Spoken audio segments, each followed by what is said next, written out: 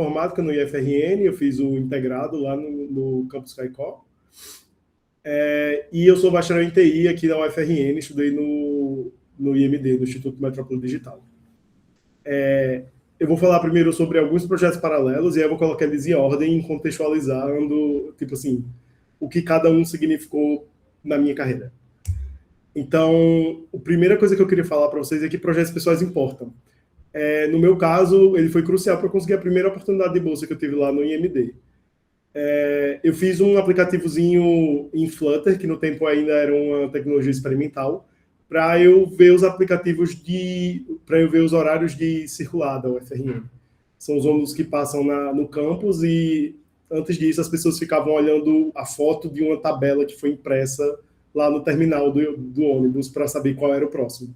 E aí eu pensei, isso aqui pode ser um app e pode ajudar a pessoa a ver qual é o próximo ônibus e que tipo de ônibus é. Lá a gente tem o direto, o inverso, o expresso CIT e o expresso reitoria. Então isso pareceu algo simples de fazer e legal de prototipar. E aí, por causa desse aplicativo, quando eu fui para a entrevista da minha próxima oportunidade, que foi no Smart Metropolis, eles viram que eu conseguia, de fato, criar um aplicativo, então serviu como demonstração da minha capacidade de execução, e também solucionava uma dor que eles estavam tendo, porque como eu fiz esse app em Flutter, eu demonstrei que era possível fazer um app só rodar em duas plataformas diferentes, tanto iOS quanto Android. E era justamente a dor que eles estavam tendo no momento. Eles estavam num projeto em que eles estavam tendo que construir 2 aplicativos separados, então 2 códigos separados, 2 lógicas separadas, para basicamente a mesma finalidade, só porque eram sistemas operacionais diferentes. E aí, no Smart Metropolis, eu passei cerca de 2 anos e 6 meses desenvolvendo algumas soluções lá. Como vocês podem ver, eu fui de aplicativo mobile para back-end e para front-end web, então isso me ajudou muito a ganhar essa experiência em todas as áreas, tanto na parte mais de celular, quanto na parte mais web mesmo. E aí eu comecei lá trabalhando nesse aplicativo que foi publicado nas lojas da Apple e do Google, para reportar ocorrências no campus principal da UFRN. Então, era um aplicativozinho que, basicamente, se seu amigo foi roubado, se você viu um carro com a porta aberta ou coisa do tipo, você conseguia denunciar isso e um vigilante era acionado para resolver sua ocorrência. E aí, a forma como isso funcionava antes era basicamente você tinha que ligar para uma linha fixa e tinha que descrever o local, porque a pessoa não tinha sua geolocalização, e o vigilante ia ter que se deslocar até lá, te procurar, enfim, era todo um processo. E aí o aplicativo, ele simplificava tudo isso. Depois que a gente lançou os aplicativos, o back-end começou a apresentar alguns problemas. Ele era lento, ele não respondia em tempo real. Então, me colocaram para eu consertar esse back-end, que era feito em Java. E foi minha primeira experiência com back-end, com Java e com tudo isso, mas teve um período de aprendizado, mas eu consegui fazer com que a performance melhorasse, especialmente nessa parte de comunicação em tempo real. E aí, depois que esse projeto estava meio que concluído, rodando e funcionando, o Smart Metropolis conseguiu uma parceria com a Secretaria de Segurança Pública aqui do Rio Grande do Norte para desenvolver um sistema de emergência do 190. Então, quando uma pessoa liga 190, essa ligação cai numa central, aqui em Natal, no CIOSP, e eles precisam de um sistema para gerenciar essas ocorrências. Então, era bem parecido com o fluxo que a gente tinha no Smart Campus, mas numa dimensão muito maior e com um impacto muito maior. Ou seja, esse sistema ele não podia falhar sobre hipótese alguma, ele precisava ser intuitivo para os agentes que não são muito versados em tecnologia. Então, foi um desafio em todos os aspectos. Até hoje, eu acho que esse projeto assim, é o mais crítico que eu já desenvolvi. E foi durante a bolsa lá na UFRN. Então, eu acho que fala muito sobre, tipo, o impacto que você pode ter mesmo sendo um estudante ou não tendo todo o conhecimento que você, às vezes, acha que é necessário para fazer alguma coisa.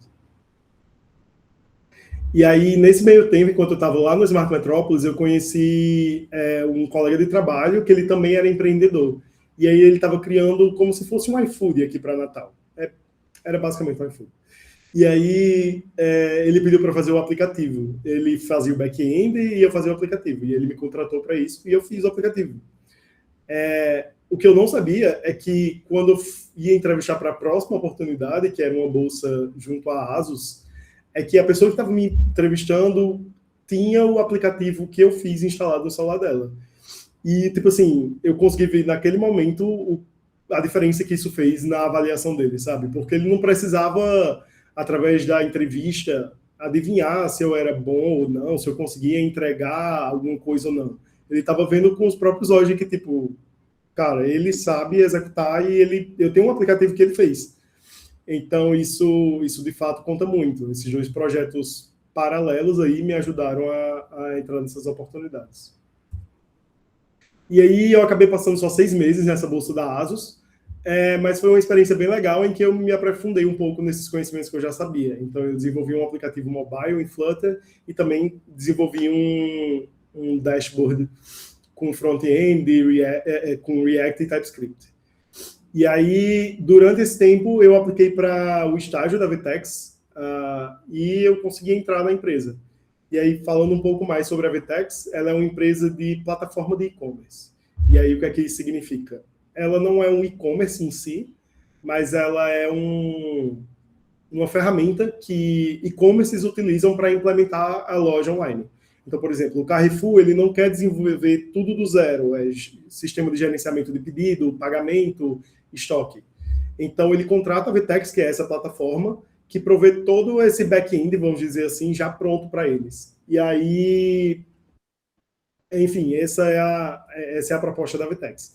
Eles fizeram uma apresentação sobre o programa de estágio lá em Natal, no IMD, e eu me inscrevi, e aí eu fui rejeitado, depois da segunda etapa, sendo que depois de 6 meses eles fizeram o mesmo programa de estágio de novo, e eu me inscrevi e eu fui aprovado. Então é bem clichê, mas tipo, não desista, tipo, é só continuar tentando até ser aprovado. Não tem para que tipo, guardar rancor, ressentimento por não ter passado de primeira. E aí o programa de estágio ele consiste em 12 a 14 semanas você fazer um projeto com um escopo bem definido. E aí você tem um mentor, que é um engenheiro da Vtex, que é meio que designado a você para fazer para te guiar durante esse processo, né?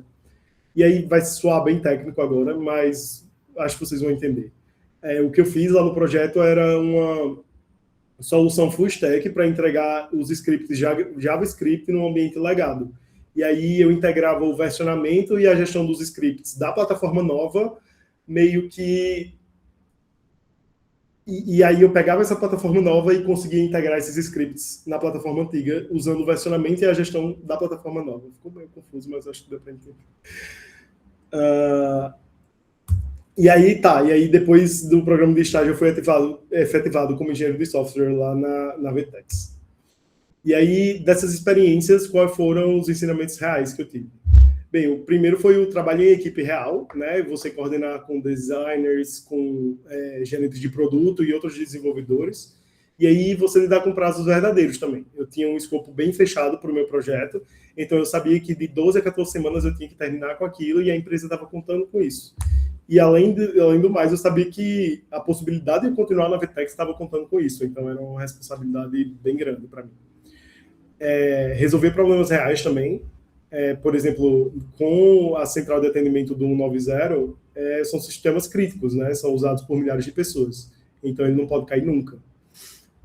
Eu aprendi também sobre ferramentas da indústria. Eu quase não via isso na faculdade. Eu vi muito Git, mas não completamente. Mas tipo CI/CD, Code Review, Deploy, eu não sabia muito bem como isso acontecia e eu fui aprendendo isso durante esses projetos e durante o estágio. E algo muito importante também, que é uma soft skill que muita gente fala, né? Que é esse senso de ownership, assim, o senso de que você é dono daquela coisa. Então, você ser responsável pelo que você entrega, que não é apenas uma nota no final do semestre e que você vai ter que manter o código que você escreveu.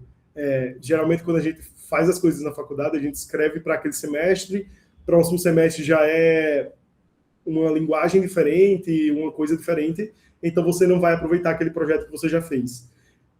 Enquanto na vida real, aquele código que você escreve, ele vai ficar disponível para os usuários rodando em produção por 5, 10 anos, às vezes. Então, é muito importante que você tome decisões certas sobre arquitetura, design de projeto e etc. Alguma dúvida até agora? Vou só fazer uma pergunta aqui, amigo. Eu Tá. acho que você vai falar um pouco mais na frente, mas em crescimento profissional, quais skills, técnicas ou comportamentos que pesa mais hoje no mercado de trabalho? Você acredita? Eu vou falar um pouco mais disso, mas basicamente é você ser um pouco generalista. Então você tem que entender de tudo um pouco para que você esteja aberto a qualquer oportunidade que apareça. E eu acho que esse senso de ownership e autonomia é muito importante também. E é algo que você vai ganhando com o tempo, mas que é você receber uma coisa e acreditar que é capaz de executar e executar de fato. Né? Não ficar sempre. Não que seja errado perguntar aos outros, mas não ficar dependendo dos outros para execução. Ou então, quando você depender, você de fato pergunta e se desbloqueia. Você não fica bloqueado sem fazer nada sobre isso. Tá. E aí aqui na Vitex eu passei basicamente 4 anos, contando do estágio até quando eu saí. Eu trabalhei em muita coisa, eu não vou passar sobre cada um deles, mas foi aqui que eu acabei me especializando em front-end web. Então, a gente criava frentes de loja, que é como a gente chama os sites das lojas mesmo, que a gente utiliza online.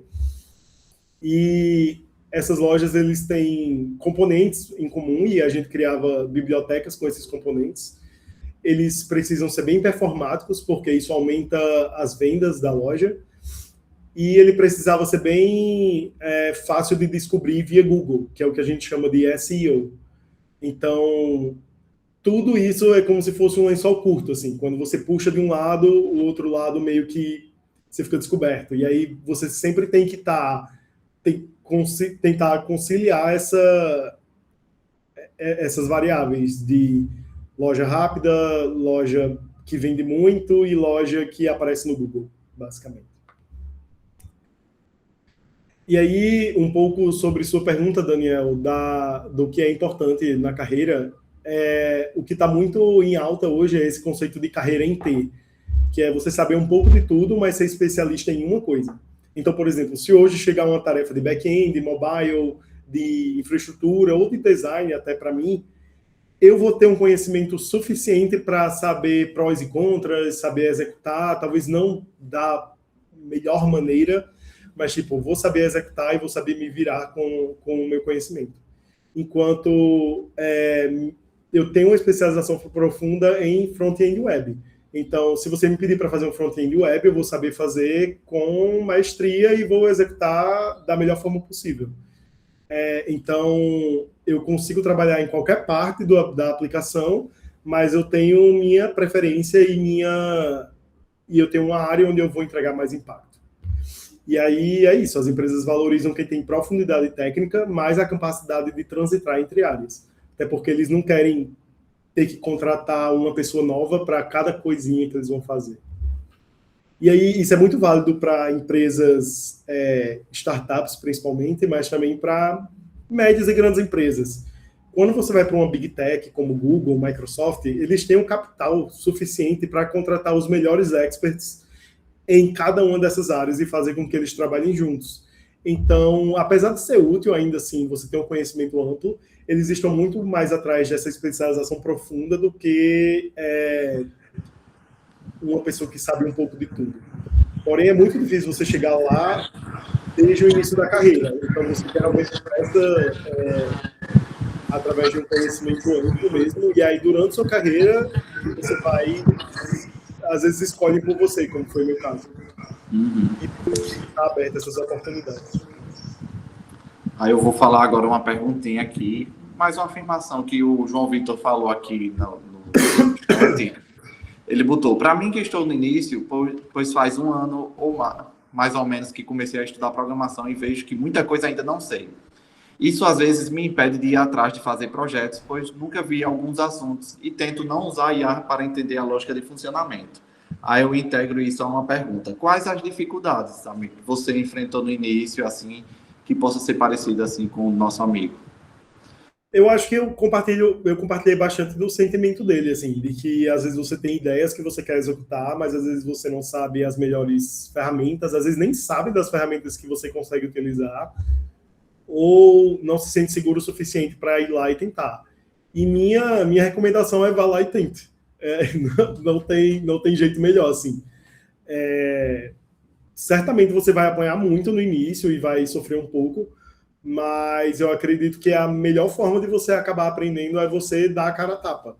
Então, você não sabe mobile? Faz o app mais simples possível, sabe? Faz uma calculadora, sei lá. Mas isso já vai te ajudar com certeza. Então, você não sabe back-end, tenta fazer um dashboardzinho para acompanhar, sei lá, temperatura, buscando de uma API externa. Então, eu acho que o problema é a solução e a solução é o problema, né? Eu acho que você só tem que se aprofundar nisso.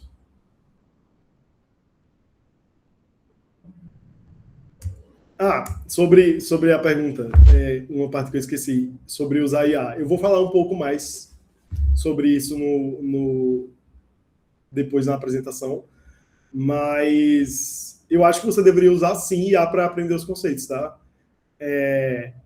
Eu sou um entusiasta da inteligência artificial, eu utilizo muito no meu dia a dia, e eu acho que é o tipo de ferramenta que você pode usar da maneira boa e da maneira ruim. E eu acho que se você utilizar para entender o que você está estudando, entender o que você está fazendo, ela pode ser muito poderosa e pode auxiliar muito nessa aprendizagem, porque ela pode te dar os primeiros passos, que às vezes são os mais difíceis. Tá, e aí quando eu saí da Vtex, na verdade, falando um pouco mais sobre esse processo de saída e relacionando um pouco com o quebra-gelo que o Daniel fez, e sobre falar sobre networking e etc., foi através de uma ex-colega de trabalho da Vtex que começou a trabalhar na Tremendos que eu consegui essa oportunidade. A gente estava no mesmo grupo de WhatsApp e ela mandou, tá tendo vaga aqui na empresa que eu trabalho, alguém quer tentar? Eu posso fazer uma recomendação. E aí eu estava de boas na Vtex, mas eu falei, por que não, né? E aí eu apliquei para a vaga, e depois de 6 entrevistas eu consegui a vaga. Mas nada disso teria acontecido se eu não tivesse feito esse networking, tivesse demonstrado, novamente, vou repetir, minha capacidade de executar para essa pessoa que estava disposta a me recomendar. Então, é realmente importante essa conexão que você faz com as pessoas no ambiente de trabalho, e por isso que é tão legal você ser uma boa pessoa no ambiente de trabalho, sabe? Não evitar conflito, sempre ser bem cordial e tentar não achar culpados, enfim. Você tenta achar soluções para o problema. E aí, falando um pouco sobre a Tremendos, a Tremendos é uma empresa americana de envio de pagamentos e recompensas. E aí, isso aí é muito vago, né? Tipo, o que é pagamentos e recompensas e o que é envio. Basicamente, lá nos Estados Unidos, quando você... E aqui no Brasil também, quando você responde uma pesquisa de satisfação ou alguma coisa, muitas vezes eles oferecem uma compensação por você estar fazendo essa pesquisa. Então, responda esse questionário e ganhe um sanduíche do McDonald's. E aí, quando essa recompensa envolve dinheiro, aqui no Brasil é bem fácil. A gente tem Pix, o nosso sistema bancário ainda é bem desenvolvido, então a gente tem soluções muito simples para você levar o dinheiro de uma ponta a outra. Lá nos Estados Unidos, eles usam cheque. Então, pensa você rodar uma pesquisa com mais de 2.000 pessoas, às vezes 20.000 pessoas, e você ter que assinar o cheque 20.000 vezes, enviar para o correio das pessoas, as pessoas têm que ir no banco sacar. Tipo, isso é um caos. Então, o que a Tremendos faz é justamente automatizar esse envio dessas recompensas e desses pagamentos através da internet, através de SMS. Então, você consegue... Uma empresa que está fazendo uma pesquisa de satisfação como essa, consegue automaticamente, quando uma pessoa responde a pesquisa, enviar um e-mail ou um SMS para a pessoa com um link que vai permitir essa pessoa resgatar o dinheiro da forma que ela quiser. Pode ser uma transferência no PayPal, pode ser um gift card, enfim, tem várias opções. E aí, falando um pouco mais sobre as diferenças que eu vi na Tremendos para Vtex e para os outros projetos que eu trabalhei, que refletem um pouco sobre a forma como os americanos trabalham e sobre como uma empresa de tecnologia mais moderna funciona. Lá na Tremendos, a gente tem uma cultura de poucas reuniões. Eu tenho 1 hora de reunião na semana. E na Vtex isso costumava ser 8 ou mais horas. Era bastante reunião, a gente tinha reunião diária, que a gente chama as dailies, só para reportar status de tipo, ontem eu fiz isso, hoje eu vou fazer isso, amanhã eu vou fazer aquilo, sabe? E costumava ser uma grande perda de tempo. E lá na Tremendos a gente faz um por semana, a gente escreve o que a gente fez na semana passada e o que vai fazer essa semana, e é isso. Todo mundo continua alinhado e não precisa desse monitoramento constante. Na Tremendos também a comunicação é majoritariamente escrita. Beber um pouco d'água aqui que eu já estou ficando rouco. Sim, essa comunicação escrita que eu estava até conversando com você, né, que é tipo o Facebook dos devs, né? Isso, é quase isso. A gente não... Por exemplo, é muito difícil a gente mandar uma mensagem direta para alguém, uma DM, sabe? A gente sempre publica em canais públicos. Então, quando a gente escreve um documento por exemplo, um documento sobre a implementação de alguma funcionalidade ou sobre alguma mudança no código que a gente vai fazer, tudo isso mora num lugar bem público, onde qualquer pessoa da empresa pode ir lá e deixar um comentário sobre o que é que eles acham, sobre formas de melhorar essa proposta.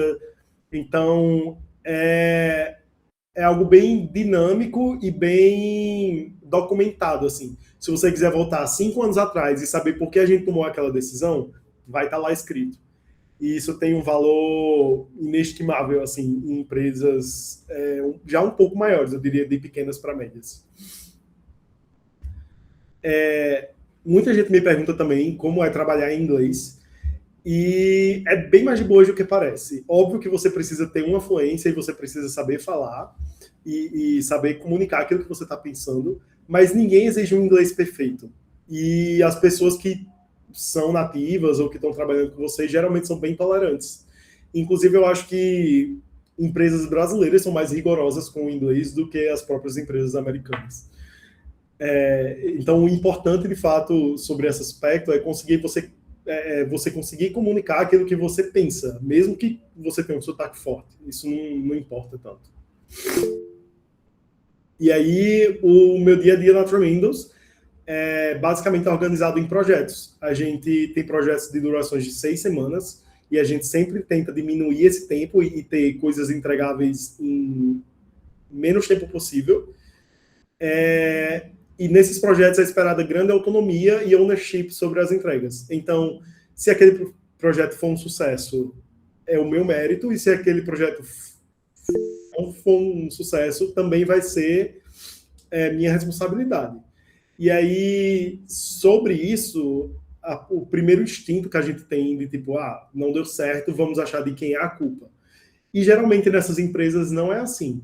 Geralmente a gente sempre tenta buscar o que no processo de desenvolvimento fez aquilo dar errado. E como que a gente pode evitar aquilo de dar errado no futuro.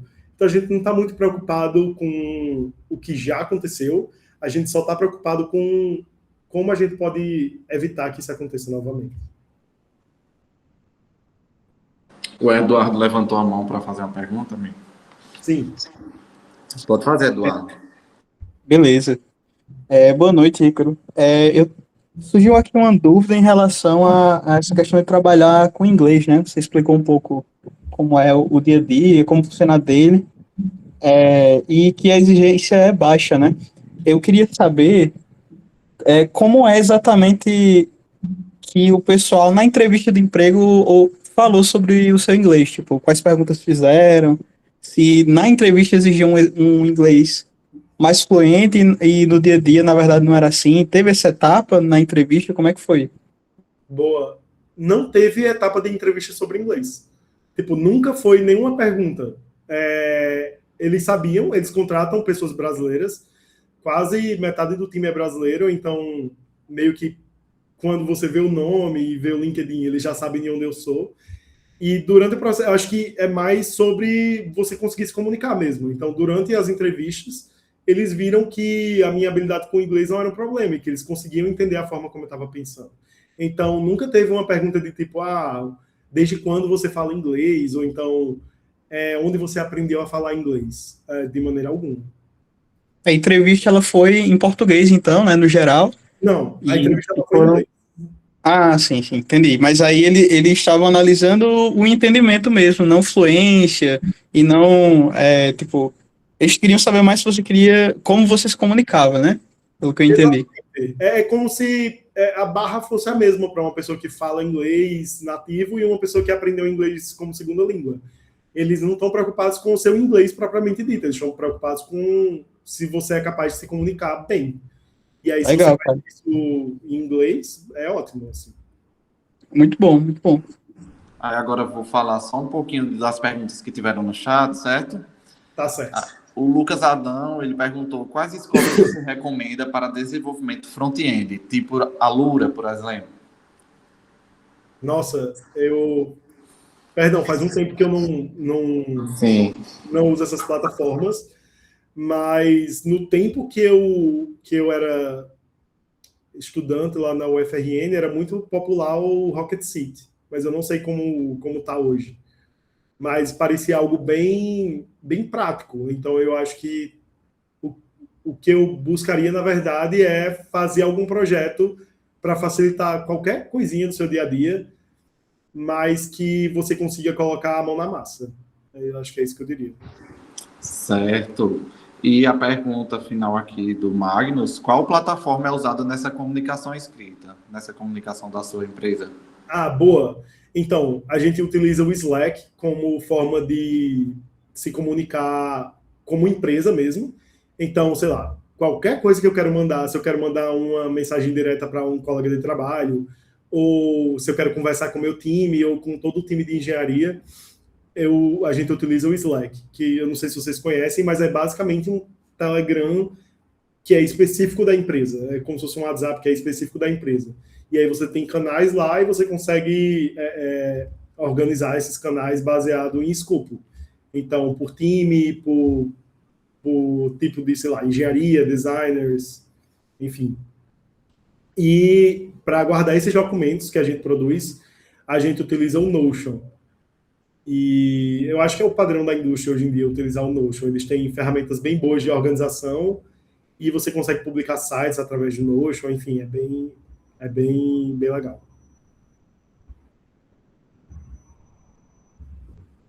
Mais alguma dúvida? Não. Por momento, pode dar continuidade. Show. Se vocês quiserem que eu explique mais sobre alguma coisa, às vezes eu tô tão no mundinho que eu esqueço sobre algum Certo. detalhe, então só falar. João quer falar, João Victor. Fala aí. Licença, boa noite. Boa noite. Assim, como eu falei na outra afirmaçãozinha que eu falei, foi sobre que eu sou iniciante, mais ou menos, na questão da programação, né? Porque antes eu nunca tinha tido contato. E nesses um ano eu fui para a CIT na UFRN, e aí teve a disciplina de lógica de programação. E aí foi onde eu tive o meu primeiro contato, que aí eu aprendi a lógica com JavaScript. Só que aí começou a comentarem comigo sobre ir para a engenharia da computação, que tem as engenharias que você pode escolher lá para migrar e tal. E aí surgiu uma oportunidade muito boa para mim, que foi que eu sou de Acari e estava morando em Natal com um amigo meu, devido à despesa e tudo mais, surgiu uma oportunidade de fazer engenharia de software na Estácio, EAD. E aí eu verifiquei a oportunidade e decidi sair de CIT e comecei engenharia de software. Isso eu já estou indo para o segundo semestre. E aí o que eu mais pergunto para os meus amigos, eu pergunto para Lucas, eu pergunto para o pessoal de programação que eu conheço, é sobre a primeira oportunidade do mercado, porque eu vejo que o mercado hoje em dia é um mercado mais difícil para iniciante, entendeu? E eu quero, tipo assim, você, dentro do mercado, como é que você vê essa evolução de uma pessoa que quer entrar no mercado antigamente para uma pessoa que quer entrar no mercado de hoje em dia? Qual a diferença? Boa. o mercado mudou muito nesses últimos tempos, né? Eu acho que de 3 anos para cá, desde que o ChatGPT foi lançado, ninguém sabe o que vai ser nem da profissão da gente, se ainda vai existir daqui a 10 anos, por exemplo. Eu acredito que sim, eu acho que sempre há um espaço para um humano, mas sobre essa entrada no mercado, de fato, eu acho que ficou mais complicado, sim. Eu acho que a inteligência artificial ela está ocupando espaços que antes eram ocupados por engenheiros júnior e pleno, né? E aí, meio que as empresas estão cada vez mais precisando de engenheiros sênior e, tipo, como você vai formar um sênior se ele nunca teve a oportunidade de ser júnior ou pleno? Né? Então, fica essa coisa sem fim, assim, meio que não tem como você chegar a sênior se você nunca teve a primeira oportunidade. Eu acredito que você pode fazer algumas coisas para se diferenciar e se expor a algumas oportunidades também. Eu acho que algo que é bem efetivo ainda para você conseguir esses primeiros empregos, principalmente em grandes empresas, é você participar de competições de programação, que aí muitas vezes envolve mais matemática do que programação de fato, mas tem várias competições e você pode formar times e resolver problemas complexos de matemática com programação, e eu acho que isso chama bastante atenção de Big Techs, por exemplo, como Microsoft e Google, e você pode se diferenciar de outra forma, que é construindo suas próprias coisas. Então, você vai... Essencialmente, você vai estar concorrendo a uma vaga de estágio, meio que já sendo um júnior, e aí você vai ter mais probabilidade de pegar essa vaga, entendeu? Mas você tendo isso no seu currículo, acaba que vale muito mais. E aí eu vou falar um pouco sobre isso depois, mas o título que você tá, meio que não importa tanto. Tá, você tem conhecimento de júnior, trabalha como júnior, mas você tá como estagiário. Beleza, mas você está com experiência de trabalho, você está aprendendo nesse local, você está ganhando dinheiro com esse trabalho, qual é o problema, então, sabe? Então, eu acho que é estar aberto a essas oportunidades e aceitar que, tipo assim, cada vez mais você está precisando entregar acima do esperado, e não o que todo mundo está fazendo. Muito obrigado. E aí, a grande diferença do ensino formal para o projeto real é, basicamente, no ensino formal a gente vê teorias e fundamentos que são, sim, importantes. A gente faz exercícios individuais, a gente tem uma avaliação por nota, que é meio subjetiva. A gente tem o ritmo do semestre, que influencia muito nas nossas entregas.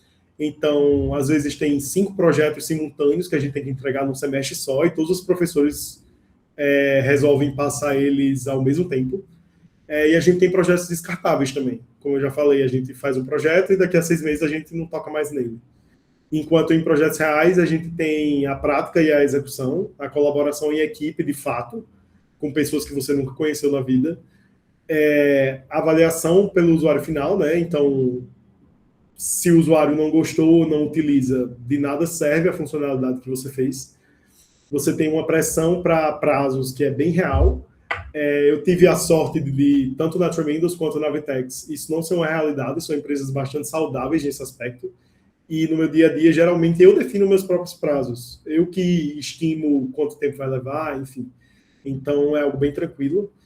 E código em produção, você está alterando, de fato, o código que as pessoas estão usando, e você vai ter que manter esse código por muito tempo. E aí eu vou falar um pouco sobre como as empresas de tecnologia funcionam, a estrutura interna, a cultura e o que importa de verdade para elas. A estrutura de um time de produto, ela é composta por 3 papéis principais: o gerente de engenharia, o gerente de produto e os engenheiros. Então, o gerente de engenharia, ele como desenvolvedor, ele é seu chefe. Ele vai gerir pessoas, vai gerir sua carreira e vai ter reuniões só com você, que é o que a gente chama de one-on-ones. Ele garante que o time tem o que precisa e que está alinhado e que a pessoa certa está alocada no projeto certo. Então, o gerente de engenharia, ele não produz código, ele somente gerencia pessoas. Em empresas menores, é comum que o gerente de engenharia, ele também mexo um pouco com código. Por exemplo, o meu chefe, ele abre submissões de código, enfim, ele é bem ativo ainda, mas isso não é a regra. E aí, gerente de produto, ele define o que construir e o porquê. Ele prioriza essas coisas baseados em dados e estratégia. Então, é muito comum em empresas bem pequenas mesmo, e a gente na faculdade, a gente assumir o papel de gerente de produto. A gente vai decidir o que a gente vai construir, quando e porquê, e pelo menos o que me foi ensinado na faculdade é que isso era o papel do desenvolvedor também. E o que eu vi na realidade é que não é muito mais isso. Geralmente o que você precisa construir, o porquê, já vem bem definido para você. E aí, como engenheiro, que é o terceiro papel, o seu papel é construir a solução técnica. É, de fato, você desenhar o sistema, arquitetar como essas peças vão funcionar. Você vai escrever o código, escrever os testes e vai lançar a funcionalidade. E aí um time típico tem de 3 a 6 engenheiros, um gerente de produto e um gerente de engenharia, que às vezes é compartilhado entre times. E aí sobre como o código que a gente escreve vai para a produção, vai afetar o usuário de fato, né? A gente nunca escreve o código e já lança para o usuário. Ele sempre tem que passar por um processo de revisão. E o que é esse processo de revisão? Basicamente é um RFC. A gente, na verdade, eu acho que eu pulei uma etapa aqui. Eu vou falar sobre essa revisão de código depois. Mas o que esse slide é sobre, ele é sobre você desenhar a solução antes de implementar. Então, quando você está desenhando uma solução, você não parte do problema e já vai para o código. Você sempre tem que dizer o que você quer construir e como você quer construir. E aí, esse documento que você escreve, ele tem que ser revisado pelos seus colegas de trabalho. E aí você vai escrever nesse documento a proposta de solução, as alternativas consideradas e os riscos em cada uma delas. E aí, isso ajuda muito a diminuir a quantidade de coisa inútil que a gente produz. Porque todo time vai estar alinhado e vai revisar que é aquilo mesmo que a gente quer construir. E vai revisar e concordar que é a melhor forma de fazer aquilo. Então, é muito comum você ver nessas empresas, e eu diria que é de qualquer tamanho, esses RFCs. Outra coisa que é bastante comum no mercado tech é as pessoas acharem que o esforço é a métrica de sucesso. E, na verdade, o impacto é a métrica de sucesso.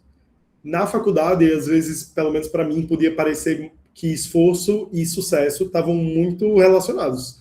Sempre que eu me dedicava muito a uma disciplina, passava a noite fazendo projeto e etc., eu conseguia uma nota boa. Então, isso era o sucesso. Porém, no mercado, o que importa não é quantas horas você passou fazendo, ou as linhas de código que você se escreveu, ou quanto você se dedicou. No final, o que importa é qual problema você resolveu, qual o resultado mensurável do que você resolveu e quantos clientes foram impactados. Então, pode ser que você tenha um colega de trabalho que passe 8 horas fazendo uma coisa e você vai lá e bota um ponto e vírgula que corrige a maior dor do usuário. Isso vai valer mais do que as 8 horas da pessoa que passou fazendo coisas mirabolantes sem sentido. Então, estar presente é importante, mas trazer impacto é mais importante ainda. E as duas coisas geralmente caminham juntas, mas nem sempre. Então é muito importante você criar esse senso de o que é que importa, o que é que mais importa para o usuário. E aí, como eu falei um pouco já sobre isso, é que a carreira não é linear e os títulos não significam muita coisa, né? Se você é estagiário, desenvolvedor, engenheiro, sênior, programador, dev, o que realmente importa é você estar aprendendo com seus colegas e ter colegas que te desafiam e te fazem crescer, né? Você também está trabalhando em tarefas que te desenvolvem e expandem seu repertório para que você consiga aquele repertório de carreira em T e você ter um conhecimento mais abrangente. E, claro, eu não vou ser hipócrita, importa muito também você ter uma compensação justa pelo valor que você entrega. Então, você tem que saber o valor que você está entregando para a empresa e se você acha que aquele valor é compatível com sua experiência, com seu esforço também, com o impacto que você está entregando. Tem alguma pergunta? Tem uma perguntinha sobre os horários. Boa. Deixa eu ver aqui direitinho. Qual o horário de trabalho seu aqui no Brasil, trabalhando para os Estados Unidos? Boa, perfeito. Isso depende muito da empresa. Tem empresas que são bem mais rígidas em relação a isso, mas tanto na Vetex, e a Vetex é brasileira, quanto na Tremendos, não existe ponto eletrônico. Não existe fiscalização de que você está dando realmente as 8 horas de trabalho. Então, você tem liberdade de trabalhar em qualquer horário. A Tremendos, por exemplo, tem pessoas que trabalham do Havaí e tem pessoas que trabalham, sei lá, no leste europeu. Então, a diferença de tempo entre eles é enorme, é quase meio-dia, assim, 12 horas. E ainda assim, todo mundo consegue colaborar, justamente porque é um ambiente de comunicação escrita e assíncrona. Então, as pessoas não precisam estar na mesma reunião ao mesmo tempo para trocarem essas ideias. Então, eu faço aqui a hora que eu quero, basicamente. Mas, geralmente, eu tento fazer das 9 às 5.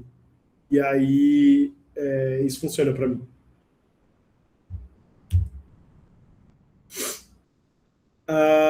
E agora eu queria falar um pouco sobre a inteligência artificial no dia a dia do desenvolvedor e como a profissão está mudando, né? Primeiro que a profissão já mudou, tipo, muito. De 90% a 100% do código que eu produzo hoje é escrito por inteligência artificial. Eu não consigo lembrar a última vez que eu fui lá na linha e digitei manualmente. As ferramentas como o Cursor, Cloud Code e o Copilot mudaram completamente o fluxo de trabalho.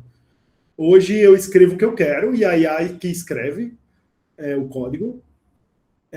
Eu reviso, corrijo e itero sobre o que a IA me dá. E o foco do meu trabalho mudou completamente para design e arquitetura de código, e não escrever o código manualmente. Com isso, a velocidade de entrega aumentou muito, então a gente consegue ter uma produtividade muito maior, porque a gente está sempre com uma coisa nova, e o gargalo, que era a escrita de código, não existe mais. Então, onde antes a gente era escritor de código, agora nós somos editores de código. Antes a gente tinha que pensar no problema, escrever o código do zero, debugar linha por linha e documentar manualmente. E hoje a gente tem que definir contexto e limite. A gente tem a IA para gerar o código inicial, a gente revisa, corrige, melhora, e a gente itera sobre a solução, dando feedback à IA. Então, mesmo que a IA faça tudo, ainda é muito importante você ter o conhecimento base de arquitetura e entender o que ela está fazendo. E mesmo já tendo uns 6 anos de experiência em empresas já bem consolidadas, às vezes a IA escreve umas coisas que eu não entendo e eu vou perguntando até eu entender. Então, é bem importante você se perguntar se, tipo, não dá para fazer isso mais simples. Sempre você vai criando essa intuição de que, tipo, nem sempre a IA está fazendo a coisa certa e você vai controlando ela para fazer. Mas ainda assim é bem mais fácil do que você escrever todo o código à mão. E geralmente tem menos bug também. Então, a habilidade principal não é mais digitar código rápido. É saber o que pedir e avaliar o que recebe. E aí, com o fim do gargalo de você escrever código, o novo gargalo é você revisar código. E aí, o que é um PR, um pull request, que é aquilo que eu ia falar e confundir? É um pedido para você integrar suas mudanças de código no repositório principal. Então, você fez o seu código local e você quer lançar para os usuários.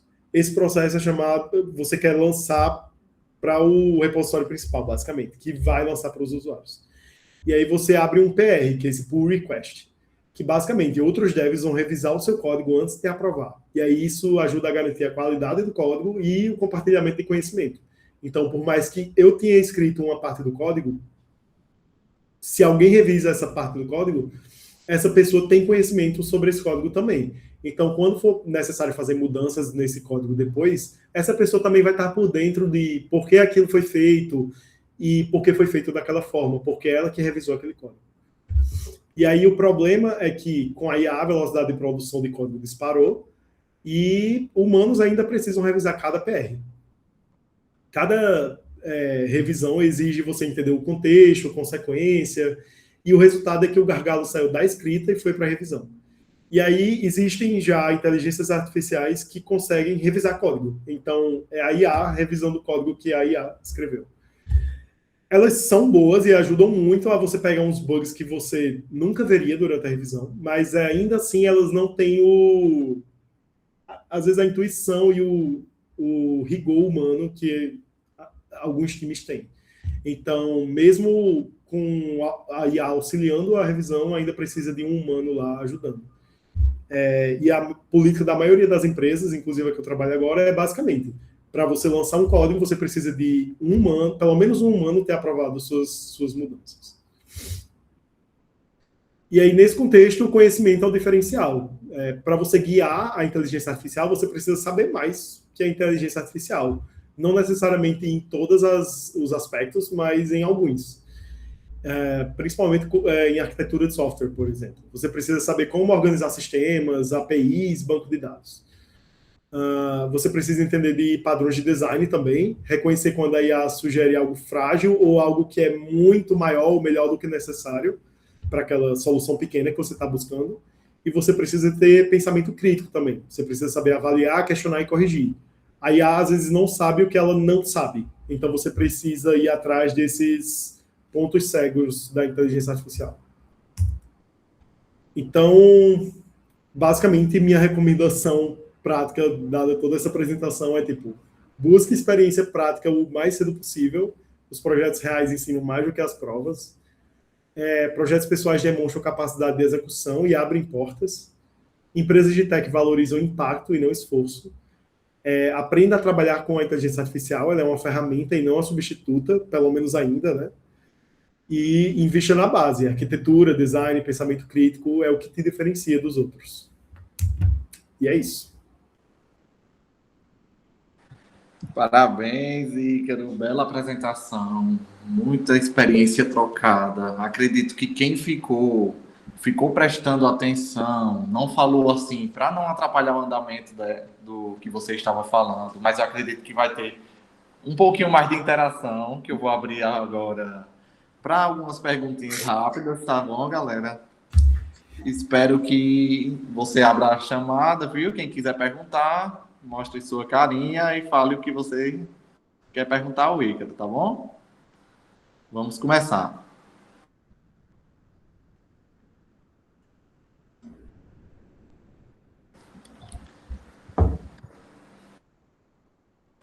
Deixa eu ver se alguém se habilitou. Alô? Opa, Lu, vamos, Gilbert. Peraí. Vocês estão me ouvindo? Beleza. Eu queria saber como que foi o processo de... Sei que você já falou sobre isso, mas para sintetizar, como é que foi o processo de adaptação, de trabalhar em projeto com brasileiros, um projeto de uma empresa brasileira, de uma instituição, e de repente se deparar com um projeto que é internacional. Existe alguma fricção muito grande, alguma coisa que você pensou, pô, vai ser difícil aqui, ou foi tranquilo, foi só realmente a barreira de idioma? Porque, assim, além do idioma, são culturas diferentes. É isso que eu quero entender. Se para além do idioma existe alguma outra barreira ou não. Boa. Então, o dia a dia do trabalho, eu acho que o que mais mudou foi a questão das reuniões que eu falei. Mas eu acho que de processo de trabalho mesmo, de revisão de código e tudo mais, é bem similar ao que eu já trabalhava na Avtex. Eu acho que muita gente sente essa diferença quando vai de um cenário presencial para o remoto. Como na Avtex eu já trabalhava remoto, eu não senti tanto essa quebra. Mas eu definitivamente acho que os americanos são mais direto ao ponto, assim. Eles não estão muito preocupados em amaciar ego ou fazer as coisas parecerem um pouco melhor do que elas são ou um pouco piores do que elas são. Eles falam e é isso. Você tem que lidar com isso. E nós brasileiros, a gente sempre dá uma maciada, tem um jeito, às vezes, até passivo-agressivo de falar, mas que não fala agressivo diretamente. E os americanos são mais sem sentimento, assim. Eu acho que, além disso, o processo de trabalho em si foi bem similar. Na Vetex, a gente já fazia muita coisa em inglês. Por ser uma empresa global, e apesar do time de tecnologia ser todo brasileiro da Vetex, a gente, por exemplo, o código que a gente escreve é sempre em inglês. Inclusive, eu recomendo vocês praticarem isso, não colocarem nomes de variável ou de funções em português, sempre em inglês. Porque esse é o padrão da indústria. Você não vai achar nenhum código da indústria escrito em português. Então, acho que é isso. Às vezes você está exposto dentro do mercado de tecnologia já te faz ter muito contato com o inglês.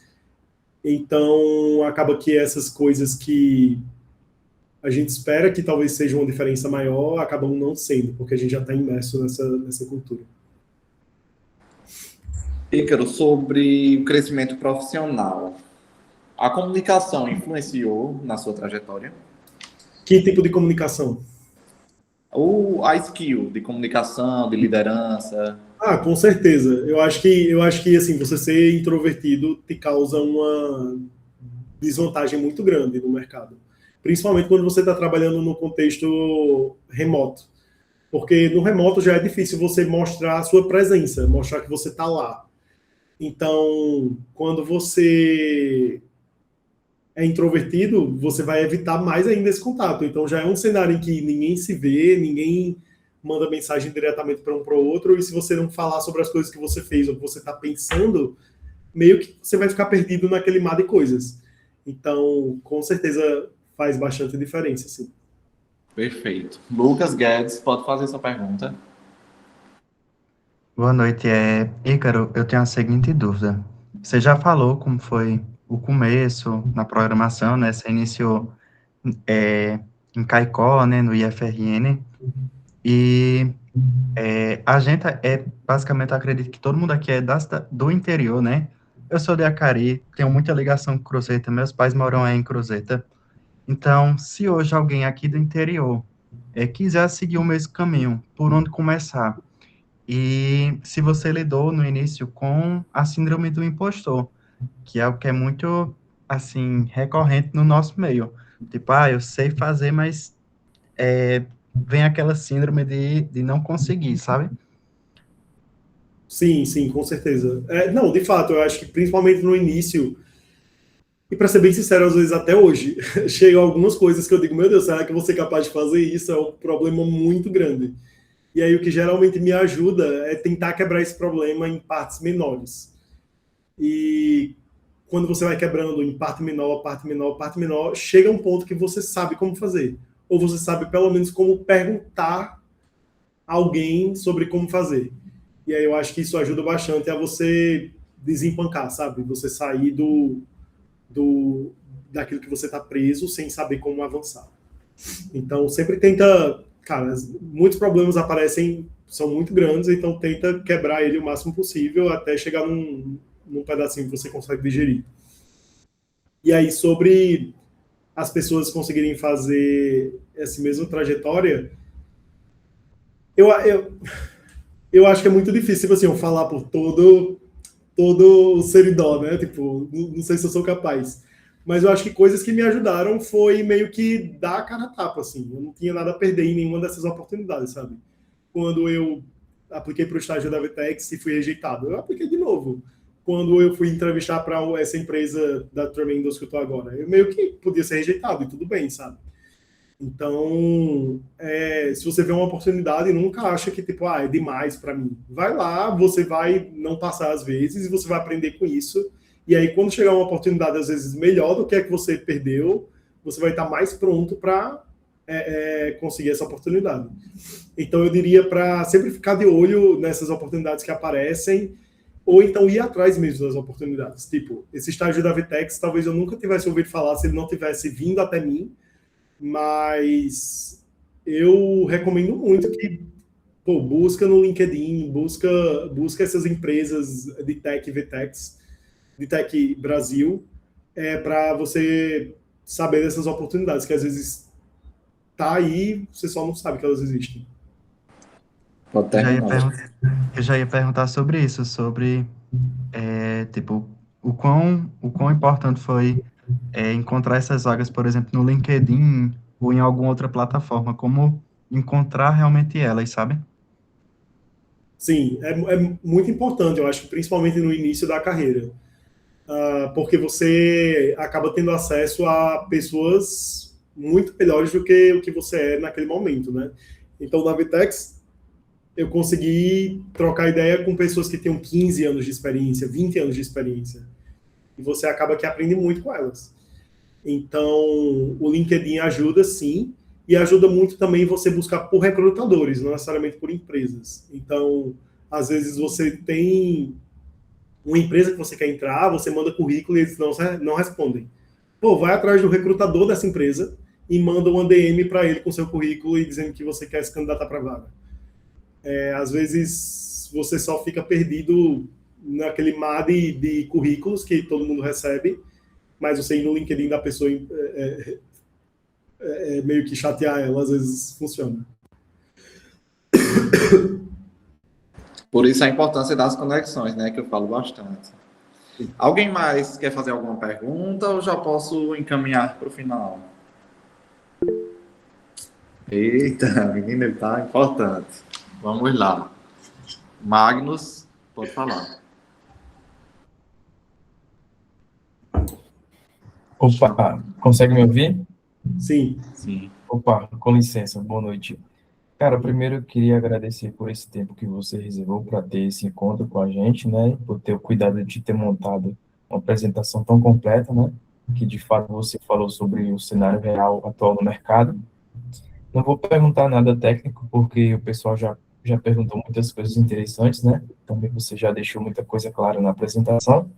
Só queria te perguntar se você montou esses slides em uma plataforma específica, tipo Gama ou algo do tipo, porque ficou muito bom, ficou bem bacana. Valeu, cara. Boa. Então, eu utilizei IA para fazer. Eu pedi para o Cloud fazer para mim. Eu coloquei o que eu queria falar, basicamente, e fui pedindo para ele alterar, e aí ele fez os slides, eu botei no Google Slides, e meio que foi isso. Ele adicionou todos os ícones. Esse Cláudio tá demais, né? Eu pedi pro Cloud deixar o placeholder das imagens para eu colocar. E aí, claro, eu fiz uma edição por cima e revisei o que ele fez, mas, tipo, o trabalho grosso foi o Cloud. Edson, pode falar. Opa, boa noite. Vocês estão me ouvindo aí? Sim, tá um pouco baixo, mas tô ouvindo.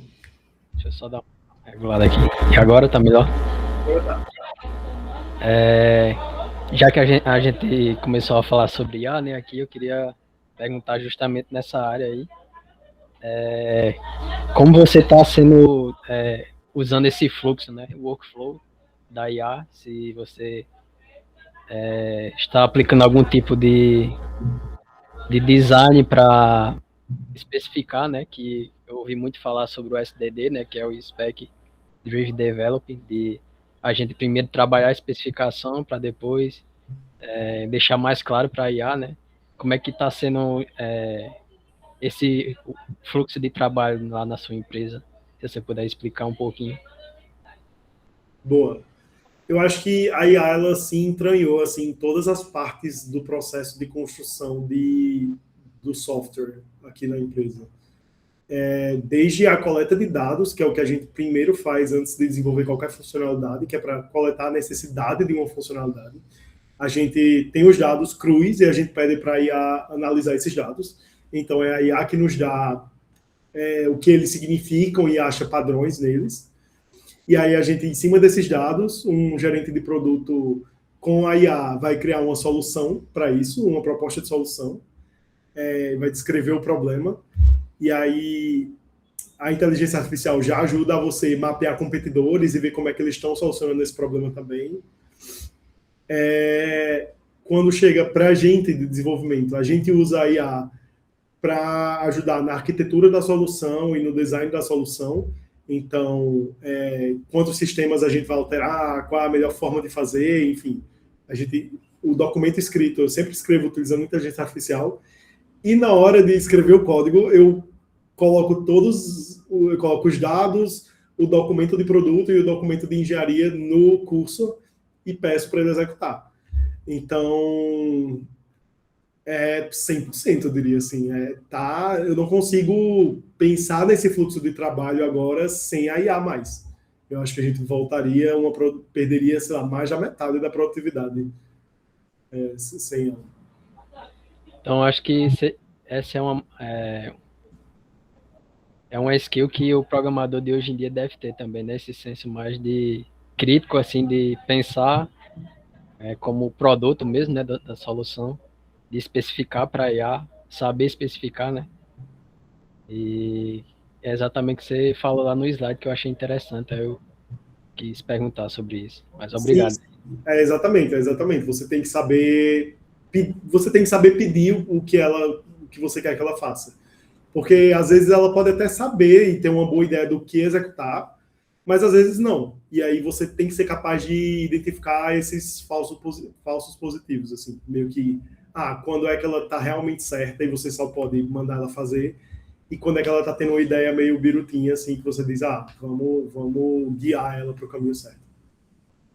Aí, no caso, só para finalizar, no caso vocês usam algum framework, assim, tipo o Spec Kit do GitHub, que é focado justamente nessa parte de especificação antes de implementar, ou vai de cada programador que tem o seu próprio método na hora de implementar? Assim?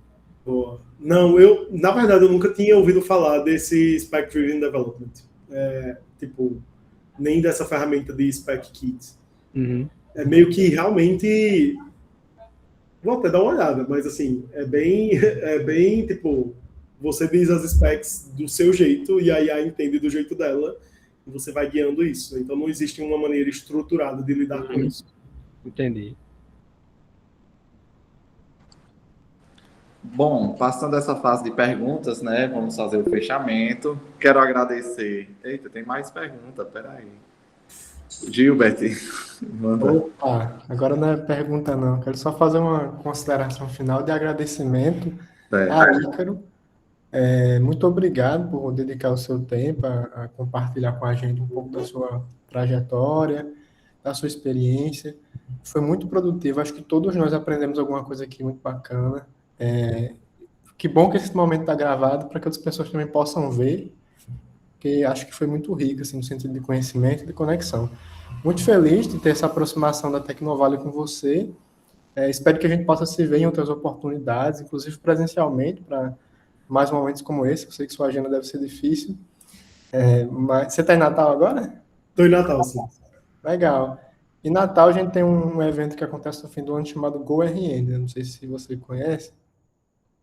É um evento muito bacana que passa tipo 20, 30 mil pessoas. O maior evento de tecnologia e inovação do Rio Grande do Norte.